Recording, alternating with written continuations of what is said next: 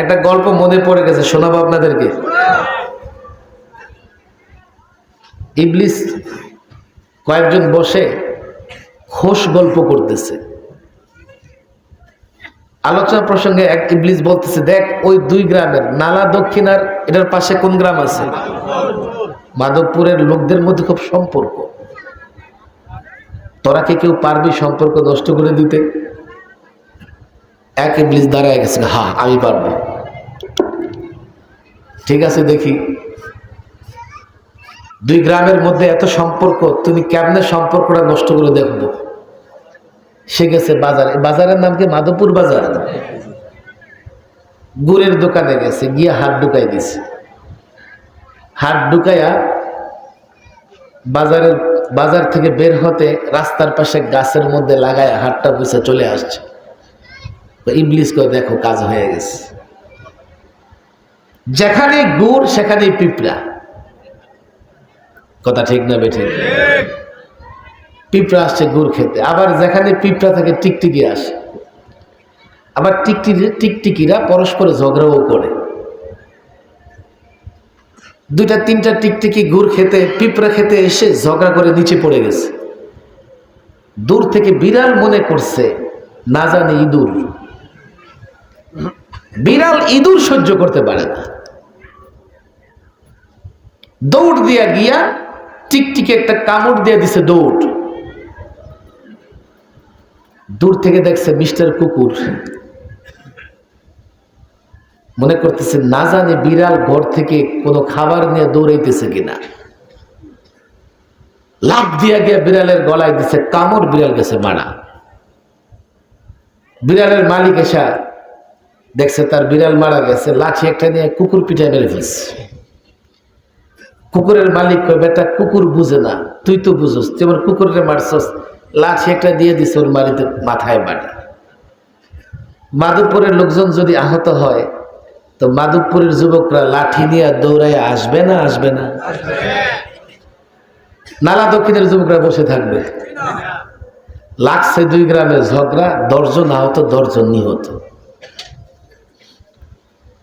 ইবলিসের কাজ শুধু গুড় লাগায় দিছে। আমি তো যুবকদের বলি, আজকাল ছোট্ট ছোট্ট বিষয় নিয়ে ইবলিস ঝগড়াঝাটি তৈরি করে দেয়। ফরজ ছুটে যাচ্ছে, ফরজ ছুটে যাচ্ছে। আল্লাহর নবীর উম্মাহ মুসলিমরা গোটা পৃথিবীতে মার খাচ্ছে।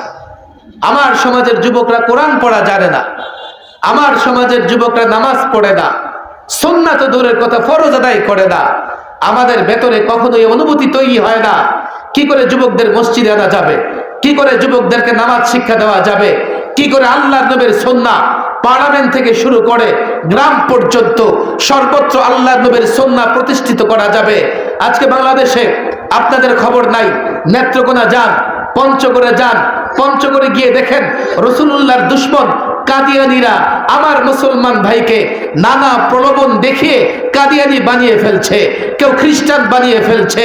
আমার মুসলমান নারীদেরকে কেউ কেউ প্রলোভন দিয়ে দর্শন করছে। কেন? যাতে এই সমাজে প্রজন্মকে ধ্বংস করে দেয়া যায়। যেই জায়গায় যখন দরকার ছিল যে কথা বলবে আমি আল্লাহর গোলাম, যে কথা বলবে আমি রাসূলুল্লাহর সুন্নাহ মানি, তারা সকলে এক হয়ে ন্যাক হয়ে আর কোনো বিষয় দরকার নাই। দরকার একটাই হবে, আমরা আল্লাহর গোলামি করব, আল্লাহর দাসত্ব করব, আল্লাহকে এক জানি, আল্লাহকে এক মানি, রাসূলুল্লাহকে মানি, রাসূলুল্লাহকে শেষ নবী মানি, রাসূলুল্লাহর সুন্নাহ মানি। চলো, আর কোনো বিভেদ নাই, আর কোনো ইখতিলাফ নাই, আর কোনো মতানৈক্য নাই। এক এবং ন্যাক হয়ে তাগুতি শক্তির বিরুদ্ধে লড়াইয়ে নামতে হবে। কিসের ইখতিলাফ করে আপনারা? আমি তো বুঝি না কি নিয়ে আমাদের মধ্যে মারামারি চলতেছে, খবর নাই। সুন্নাহ চলে যাচ্ছে, ইসলাম চলে যাচ্ছে, অথচ আমরা ছোটখাটো বিষয়ে বিভেদের দেয়াল তৈরি করে রেখেছি। আল্লাহর কসম করে বলি, আমি আলোচনা দীর্ঘ হয়ে যাবে, আমি জানি না এলাকার কারা আপনারা এখানে এসছেন। আমি যখন কোনো ডাক্তার দেখাই,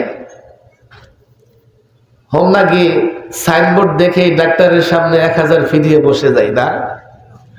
ছজনকে জিজ্ঞেস করি এই ডাক্তার কেমন, এই ডাক্তার কি বিশেষজ্ঞ, ডাক্তারের হাতের যশ কেমন, জিজ্ঞেস করি কি করি না?